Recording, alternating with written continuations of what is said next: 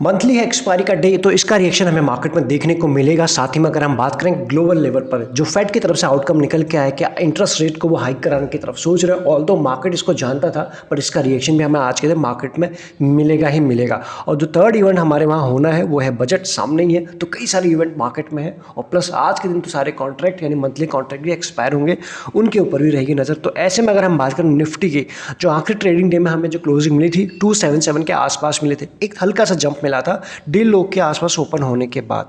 अब बात करते हैं फेड की तरफ से जो आउटकम के बाद ग्लोबल मार्केट कैसे रिएक्ट करें वो आप यहाँ देख पाएंगे। कॉस्पी की बात करें 3% के आसपास टूटा, उससे ज़्यादा टूटा है। अगर हम शंघाई की मार्केट का रहे ये 0.5%, और बाकी अगर हम एसजीएक्स निफ्टी की बात करें तो 2% के आसपास अभी टूटा हुआ नजर आ रहा है। तो ऐसे में अगर हम सपोर्ट की बात करें तो जो रिसेंट का यानी परसों का जो लो है वो पहले सपोर्ट का काम करेगा 16,850 के आसपास। अगर वो ब्रेक होता है फिर 750 और देन 550, ये लेवल हमें नज़र में रखने चाहिए आजकल, स्पेशली आज और बजट की वीक के लिए। इसके बाद अगर हम बात करें, यहाँ पर आपको तेज़ी दिखाई पड़ रही, crude oil, natural gas, gold, silver, हर जगह आपको हरे निशान दिखाई ही पड़ रहा है। क्रूड ऑयल में तो ज़्यादा तेज़ी है, तो एक और नेगेटिव पॉइंट मार्केट के लिए ये भी है नीचे जाने के लिए, ऊपर जाने के लिए।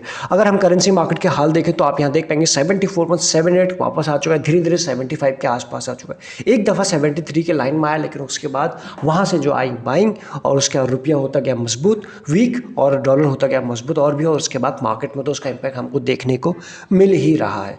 इसके बाद बात करें एफआईज और डीआईएस का एक्शन बिल्कुल भरपूर बना हुआ है। आप यहाँ देख पाएंगे आखिरी ट्रेडिंग डे में, यानी अगर हम यहाँ बात करें 25 को जो सेलिंग हुई सबसे ज़्यादा हुई 7,000 प्लस सीआर के आसपास।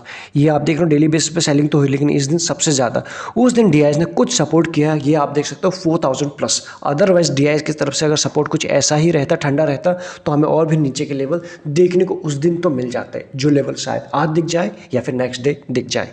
ऐसे में बात करें मार्केट का हाल तो ख़राब है, लेकिन मार्केट में एक्शन बना हुआ है। Indus tower, PNB, Canara bank, ये कुछ ऐसे हैं जो आज के दिन अपने रिजल्ट को करेंगे आउट, यानी कि दिसंबर तिमाही का। बिरला सॉफ्ट भी उनमें से निकल के आ रहा है, तो ये वो कंपनीज है, आप इनका नाम पढ़ सकते हैं।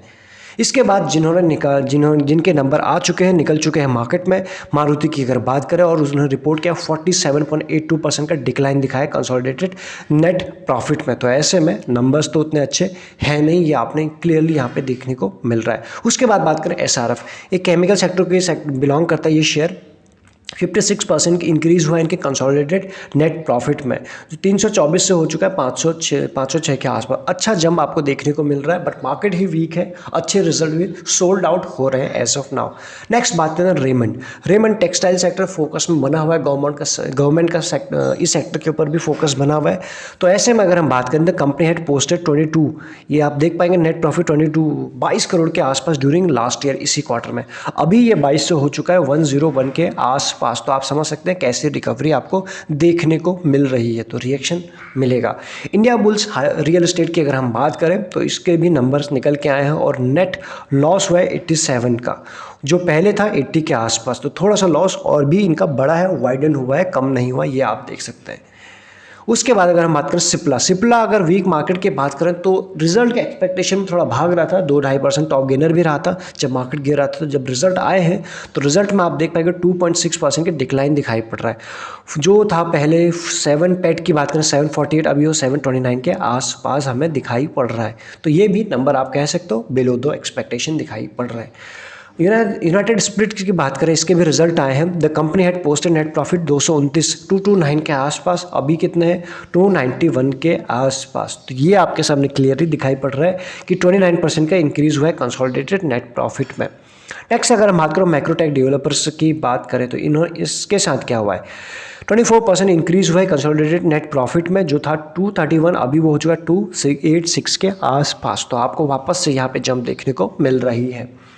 नेक्स्ट बात करें टोरेंट फार्मा भी एक अच्छी कंपनी में इसका नाम निकल के आता है फार्मा में। तो ऐसे में अगर हम बात करें नेट जो डिक्लाइन हुआ है 16% के आसपास, जो पहले था 296 अभी हो चुका 249 के आसपास। डिप आपको क्लियरली यहाँ पर दिखाई पड़ रही है। इसके बाद अगर हम बात करें पिडिलाइट की, भी कंपनी का नाम आपने सुना होगा, और ऐसे में इसके रिजल्ट की अगर बात करें, रिपोर्ट किया 19% के डिक्लाइन किया, तो रिजल्ट पुअर है, मार्केट पुअर है, ग्लोबल पुअर है, क्रूड ऑयल ऊपर है एंड उसका डॉलर भी ऊपर है। तो मार्केट के लिए कई सारी चीज़ें हैं, मंथली एक्सपायरी है, फेड का आउटकम है और बजट सामने है, तो कई सारे इवेंट है जो मार्केट के लिए एज ऑफ नाउ सभी नेगेटिव का काम कर रहे हैं। तो ये आप देख सकते हो मार्केट में किस दिशा में आज के दिन जाने वाला है। पहले की अगर हम बात करें, यहाँ पे आप देख सकते हो 446 था, अभी हो चुका है 359 के आसपास। डिप तो आपको साफ दिखाई पड़ रही है। तो कई सारी न्यूज़ हमने इसमें कवर करने की कोशिश की, जितने भी इंपॉर्टेंस थे। अब आपको नज़र रखनी इंपॉर्टेंस लेवल्स के ऊपर। एसजेएक्स निफ्टी तो आपने देख लिया 900 के आसपास, अभी लेवल्स हमारे डिस्कशन हो चुके हैं। बाकी देखते हैं हमें क्लोजिंग किन लेवल के आसपास आज की मंथली एक्सपायरी में मिलती है। इस वीडियो में इतना ही। इसके बाद भी अगर आपकी कुछ क्वेरी रह गए आप हमें कॉमेंट में बता सकते हैं।